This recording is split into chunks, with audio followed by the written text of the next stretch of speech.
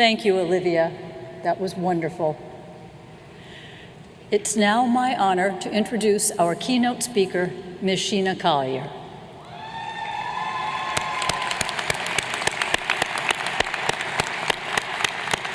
See, we're so welcoming, you get applause even before you start.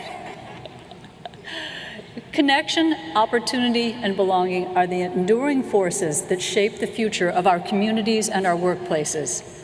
Sheena Collier has emerged as one of the leaders helping to expand them. She is a cultural strategist and builder, someone who doesn't just talk about change, but designs the systems and spaces that make changes possible. Her career has spanned education, community development, and economic opportunity, always grounded in the powerful idea that who has access and who feels like they belong matters. From her early work supporting students and families in Boston's neighborhoods to advancing regional strategies around equity and economic mobility at the Greater Boston Chamber of Commerce, Sheena has consistently focused on opening doors and widening pathways. In 2020, she founded Boston While Black, transforming a national moment of isolation and reckoning into a movement. Today, that work has grown into a vibrant, far-reaching community, one that is reshaping how cities and institutions think about talent, connection, and what it truly means to belong. What makes Ms. Collier's work especially powerful is that it challenges us to think differently, not just about success, but about responsibility, to build communities where more people can see themselves, contribute, and thrive. That is exactly the kind of perspective that our graduates carry with them today, and you know it. Please join me in warmly welcome Sheena Collier.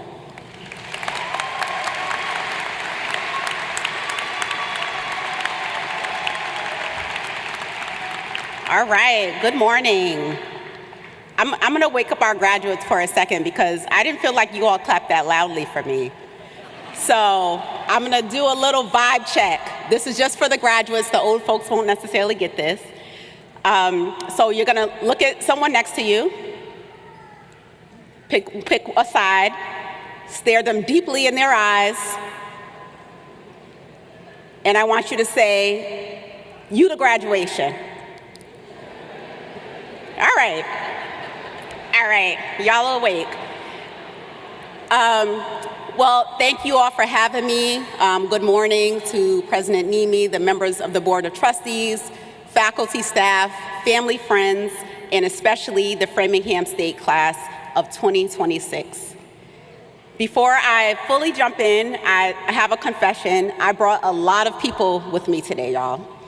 My mother, my stepfather, my family, my closest friends, members of my team, even my boss from my very first job 20 years ago.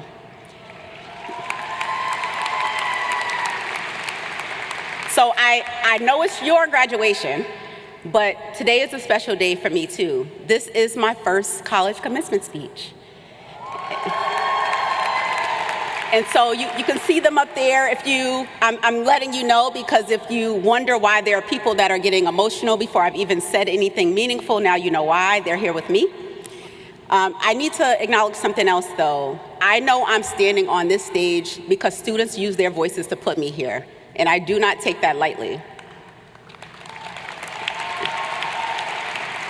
At a moment when many people feel powerless, you reminded yourselves that your voices still matter, and more importantly, that who we choose to elevate matters. So thank you.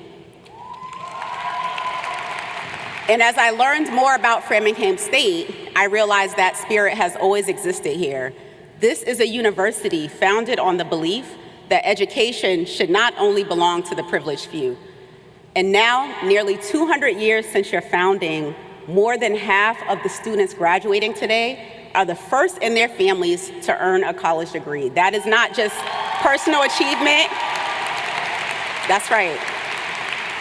That's not just personal achievement, that is generational change. So shout out to you all the first gen grads in here and the families who helped to get them here. I also learned that this is the university that admitted Mary Miles Bibb, one of the first Black teachers in the United States. because a principal chose conviction over comfort. And that act changed what was possible for all of us. I definitely think that's the reason why I'm up here today. That matters especially right now because you all are graduating into a world with political instability, to put it lightly, economic uncertainty, AI that's disrupting entire industries almost overnight, and it has made things that previous generations assumed were stable feel anything but that. This year, this country is celebrating the 250th anniversary of a revolution built on the promise of rights and participation for all, and yet every day we watch those promises being dismantled in real time. And underneath the big political noise, something quieter is happening, and I think is just as serious. We are in the most connected yet disconnected generation in history. You all are inheriting a world where people can reach anyone, anywhere, at any time, yet struggle to really know each other. A world where we are hyper-visible, but many of us still feel unseen. And there is endless connection, but very little belonging. So when the world feels overwhelming like this, our instinct, definitely my instinct, is to pull back, to isolate, to become cynical, to stop participating. But I want to tell you something that I've had to remind myself over and over again, even including this week, that in a world that profits from your disconnection, literally, businesses profit off of this, choosing to build real community is a radical act. Now, let me tell you a little bit about where the love of community and belonging came from for me. I grew up in Albany, New York. My father believed deeply in public institutions like this, public schools, the power of people organizing. Our house was always full with political leaders, neighbors, family, friends. We had the best cookouts. My school was connected to my church, to my neighborhood, and to my home. So from a very young age, I understood something that I didn't really develop language for until I was much older. Community is infrastructure. It's not a nice to have. It is the thing that holds everything we believe in up. My mother, who is also here with me today, also taught me another belief. She believed that environments shape your possibility. And she came from a family that proved that. Her aunt, my great aunt, Emma Gresham, was the second Black woman ever elected to office in the state of Georgia. Thank you. So way back when, in 1985, Aunt Emma discovered that her hometown, my family's hometown of Keysville, Georgia, had an inactive charter that hadn't functioned since 1933. So to put that another way, in 50 years, over 50 years, this town had essentially been erased, forgotten on purpose. And my Aunt Emma found out about this, and she saw an opportunity. She saw this as something for her to solve. So what did she do? She ran for mayor, first mayor ever elected in Keysville. She won, and then 5 hours later, because of backlash from white residents, a Superior Court judge stripped the position from her. She continued to fight. It took years of legal battles. It had to go all the way to the Supreme Court before her election was finally upheld in 1990. And over the next 20 years, she brought Keysville a water system, street lights, a fire department, a post office. So she didn't just lead this town, she built one. And guess what? When all this started, she was already in her 60s. She retired as mayor of Keysville at 80 years old. Yeah.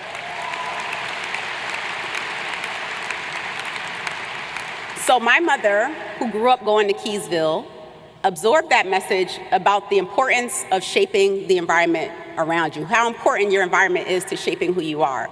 So as I got ready to choose a college, she knew I needed a new environment to become who I was meant to be. And she sent me to Spelman College in Atlanta, kicking and screaming. What I discovered at Spelman and later at Harvard was something I actually didn't expect. Belonging is really complicated. So yes, at Spelman, everyone was Black, a woman, they were brilliant, they were ambitious, yet I still question whether I belong there. Then I moved to Boston or Cambridge for graduate school at Harvard. Professionally, right, a no-brainer, something that changed my life. But emotionally, I felt completely untethered. I sat in those Ivy League classrooms with my 4.0 GPA, shout out to me, and I still wondered if I was really supposed to be there. So I want you all to think about this for a second. I was succeeding by every external measure, and I still felt like something was missing. Later, I started to call that success without belonging. Have any of you all felt that way? Like you checked all the boxes, you did everything right, and you still felt like you were on the outside looking in. And for years, I kept waiting for someone to solve that feeling for me, to make Boston feel more human, more warm, more welcoming, more connected. I kept thinking, surely someone else sees this. Surely someone else feels the same problem that I do. And then one day, I thought, it dawned on me, what if I can see this gap so clearly because I'm the one who's supposed to help close it? And that question changed my life. The answer to it later became Boston While Black, but honestly, that didn't come until almost 15 years later. And it wasn't because I had a business plan. It's not because anyone told me I was the right person. I actually had plenty of reasons why I thought I wasn't. One, I'm not from Boston. Two, I went to school for psychology and education. Three, back then I thought entrepreneurs were people who just couldn't commit to a real job. But I couldn't let this question go, because when I got to Boston, I was a young Black woman in a city that is smart and innovative and full of opportunity, and also a city that wasn't built with me in mind. And I kept looking for it and looking for what I needed, and I couldn't find it, so I built it. And today, Boston While Black helps connect Black Bostonians to each other, into the city, in ways that help them not just survive, but thrive. All of this has been built off this belief I have that community is not luxury, it's infrastructure. Just like roads and water and systems, water systems and schools, without it, everything else starts to break down. And that's what my Aunt Emma knew. Now, of course, I chose to launch BWB in 2020. This has been, for lack of a better word, an interesting time to be focused on anything with diversity, equity, and inclusion. Some people see it as me being committed. There are folks that call me visionary. I sometimes call it being delusional. And there have been moments where I've questioned if any of this even matters, including in this moment that we're in, including as I prepared to come speak to you. But here's what pulls me back every single time I question if I'm doing the right thing. The disconnection I felt when I got to Boston, it didn't go away because the political climate got harder. It actually got worse. The need didn't shrink, it actually grew. Aunt Emma didn't build Keysville because it was easy. She built it because the need was undeniable and she was standing right in front of it. And so, enough about me and Aunt Emma, let's talk about you. You are graduating into this world that will give you many reasons to feel disconnected. This political moment will make even the most committed people feel like nothing they do matters. And I feel this, I'm in it with you. I want to quit my job every other week. But I want to tell you something about that feeling that I really want you to take away with you. You can't run from it. Disconnection is actually information. So the gap between where this world is right now and where the world should be is a sign and a signal for you. It doesn't mean something's wrong with you. Aunt Emma looked at Keysville, she saw a town that had been erased. I felt it when I looked at Boston and couldn't find a community that felt like it saw me. And I'd be willing to bet that you all have felt it too over the last 5 years, or 4 years, maybe 5 years. Maybe in your field, you keep asking a question that nobody was answering. Maybe in your community, you keep noticing a need that nobody is meeting. Maybe in your own lives, you keep looking for a space that doesn't exist. That persistent, won't leave you alone feeling, that is not an obstacle for you. That's your assignment. Remember that everything is being renegotiated right now. I often say to my friends and my team, nothing is real. Work, identity, technology, democracy, truth itself. The rules that govern the last generation do not fully apply anymore. And while that is really frightening, it is also the greatest opportunity to build differently than any generation has seen in a very long time. This world that you are going into does not need more people who are comfortable with things as they are. It needs people who feel the gap so acutely that they can't let it go and they cannot help but try to close it. So let that disconnection be your direction. And here's what I want to leave you with. No list, no 5 things for you to do. It's really simple. Build what doesn't exist.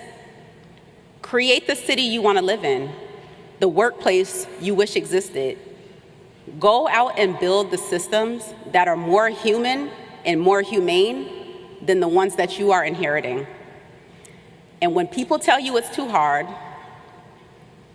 when the court strips your victory after 5 hours, when the city feels too big and too cold and too indifferent, when you question whether you're really the right person, build it anyway. Because here's what I know about builders. They are almost never the most obvious choice. My Aunt Emma was a special education teacher in her 60s when she decided to run for mayor and resurrect a forgotten town. I was a young woman who felt lonely in a city full of people, and I refused to keep waiting for someone else to fix it. Neither of us were the obvious choice, but we felt the gap and we couldn't let it go. So as you move on from this institution, you will feel gaps too. And I want to remind you, from my family's history, from my own life, from everything I have built, and particularly from everything I have failed at, the gap that you feel is not in your way. That gap is showing you the way. So leave here today, fully participate in this world. That may be the most important thing you do. You have to refuse to disappear into isolation. You have to refuse to perform your life online and offline instead of living it. You have to refuse to wait for someone else to build what only you can see. The world you are walking into today needs exactly what you have to offer. So don't wait for permission, go build it. Congratulations, Framingham State class of 2026.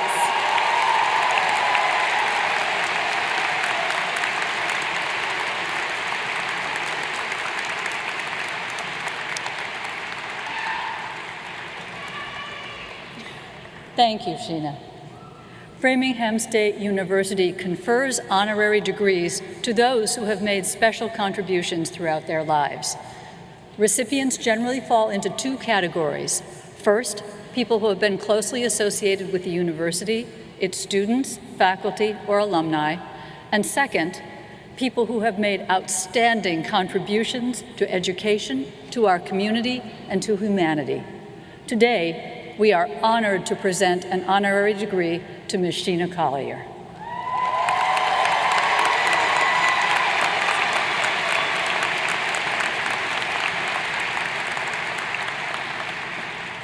The honorary degree will be conferred by Trustee Susan Puryear. Trustee Puryear, I present to you Sheena Collier to receive the degree Doctor of Humane Letters, honoris causa.